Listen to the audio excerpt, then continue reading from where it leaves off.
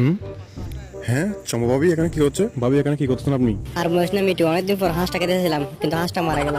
হ্যাঁ সত্যি হাঁসটা কেউ মারা গেল। আচ্ছা ভাবি আপনি টেনশন করেন না, আমি খাওয়াবো। দুপুর আমাদের বাসায় চলে আসিয়েন। হ্যাঁ, এই তো রাজু বন্ধুকে বোকা বানিয়েছি, এবার হাঁসটা বাড়ি নিয়ে যাই। ইয়ে, আমার হাঁসটা বেঁচে গেল। হে। আজকে ভালো করে রান্না করতে হবে ভাবির জন্য। তাড়াতাড়ি মিটুর বাসা যাই। হে চম্পা, কই রেছস? রাজু বন্ধু আমাকে হাঁসের মাংস খাওয়াবে। হ্যাঁ, তোমার মাথা ঠিক আছে? রাজু বন্ধু তোমাকে হাঁসের মাংস খাওয়াবে নাকি? যত সব ফালতু কথা।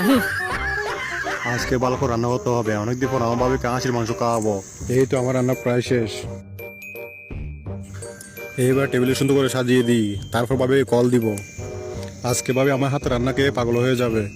অনেকদিন পর ভাবিকে হাঁসের মাংস খাওয়াচ্ছি। আমার বন্ধুর বউ বলো কথা, ভালো করে রান্না করতে হবে না? হুম হুম হুম হুম হুম।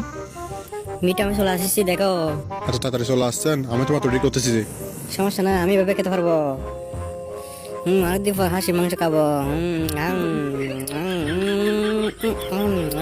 অনেক মজা হয়েছে। অনেকদিন পর রাজুর বন্ধুকে বোকা বানিয়েছি, আমার হাঁসটা বেঁচে গেছে। ইয়ে।